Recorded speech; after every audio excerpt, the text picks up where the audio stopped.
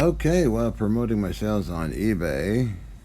If you want some of this stuff, check out Hutchison Effect Metal Samples, eBay, and I have barium titanate listed. And this is actually used in barium titanate early experimentation stuff.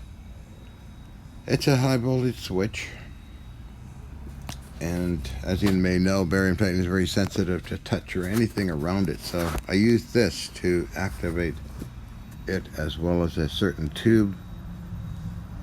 April 1999, although it was later on, but some of the early experiments were quite impressive with the barium titanate, which are for sale on eBay, and the barium titanate round cylinders and the large heavy navy plate.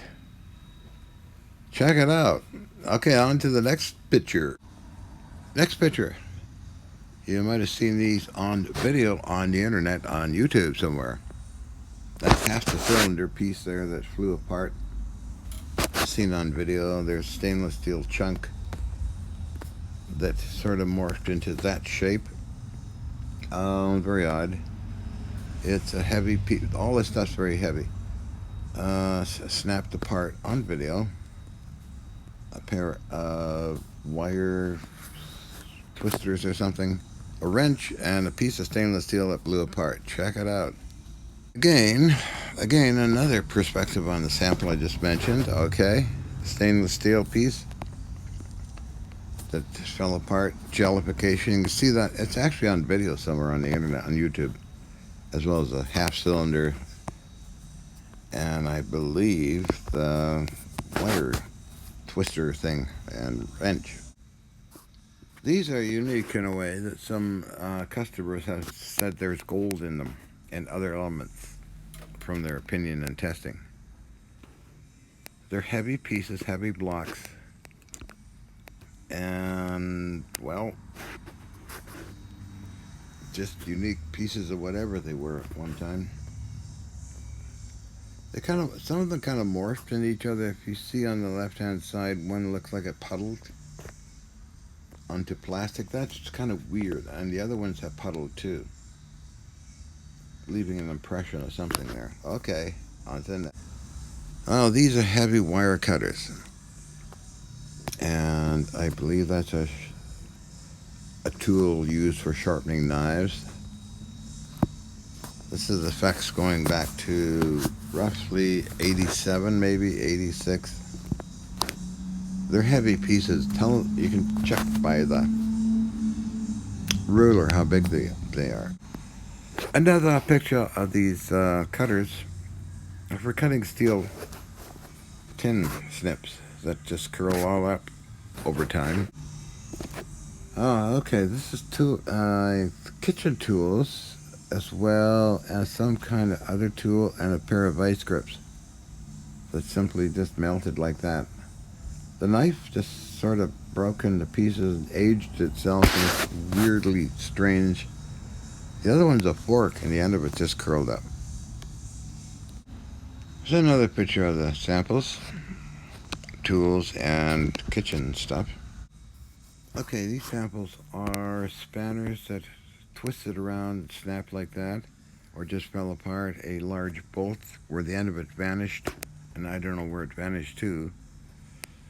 Below that is a square file that is very magnetic, that broke apart. A piece of stainless, a piece of a wrench, and another wrench. There's some unique field effects in the metal itself, okay? Well, I guess nobody's going to be using these drill bits for anything. These are large, very large drill bits, as you can see, that blew apart. Not how do you describe it? Kind of like rotten rubber. When you try and bend it, it snaps apart. This is kind of like what this stuff did do. It did move, from what I'm told. I was only guiding the frequencies, but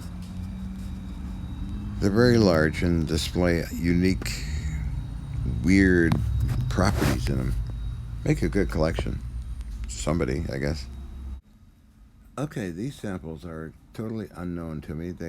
Were in the collection of metal samples. They're very heavy, magnetic, and I have no idea what they are. They're fairly large and heavy, hard as hell.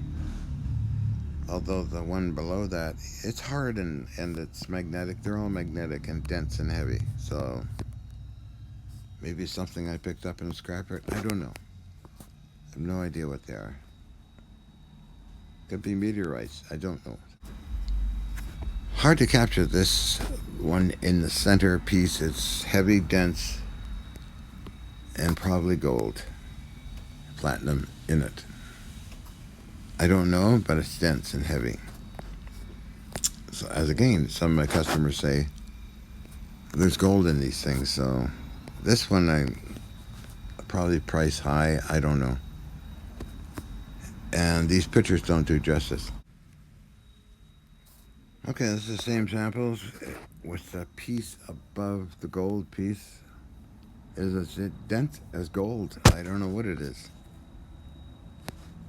One of those things that appeared in the collection. So I think it's gold or something else. It's just weird stuff, okay? I should have put that into my unknown stuff, but anyway. Another picture of the gold material and the heavy dense square thing above that. It feels as heavy as tungsten carbide, but it's not. It's kind of goldish tint to it.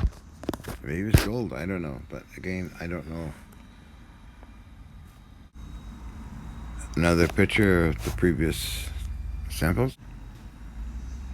This is a large bar that actually bent and made a noise and snapped. Got weird magnetic properties and weird field lines in it. And that's a heavy bar with what you see, how it fell apart. As you can tell, it's slightly bent and as well, so interesting stuff, I guess. In this collection is a collection of wrenches that have fallen apart. If you look very carefully, you can see some unusual properties, especially on the big fella. This is A3C. It's sort of jellified at the very end. You can see a bulge on the right hand side. And below that's another wrench.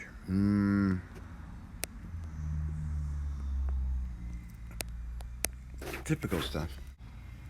Another picture in a different kind of light of the wrenches. There's a huge wrench just below. You can see that it's 8C, something like that. Fell apart.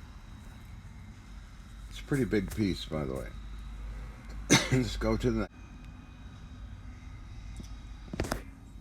there's two files. One that somebody took the other part and analyzed and said there's unusual magnetic properties in it.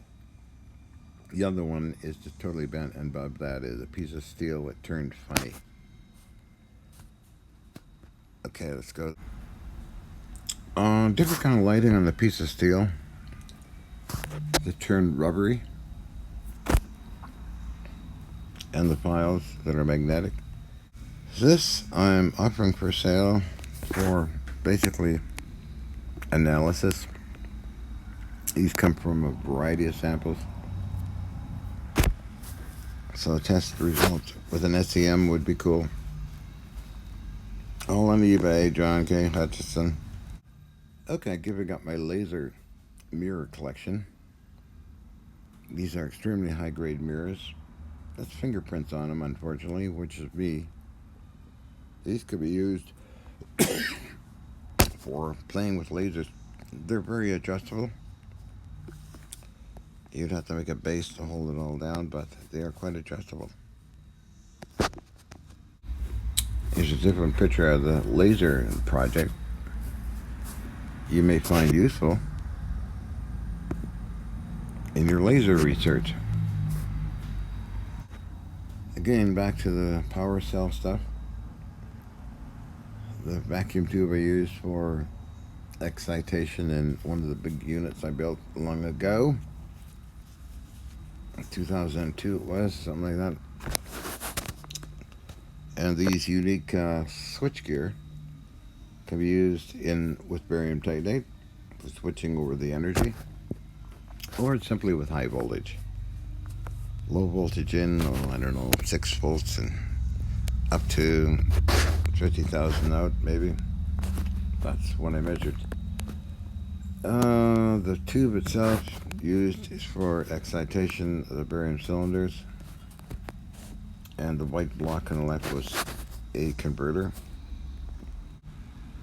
For those interested, here's the tube number. Yes, I know. And here's the other part used in the barium titanate machine, as I call it. It's a pretty big thing. It weighed, I think, 50 pounds. We took it to the Canadian government, who said, we don't know what to do with it. Well, they put out 3 volts, so several amps, but Richard Brewer, my partner at the time, was quite rather ticked off about that. Take it to the military? We could. I'm open to anybody. I'm not building these things anymore, by the way, but we'll see. Okay, gang, that's it for now. That's yours truly on the floor, talking to Blue Streak on one of his famous stupid videos.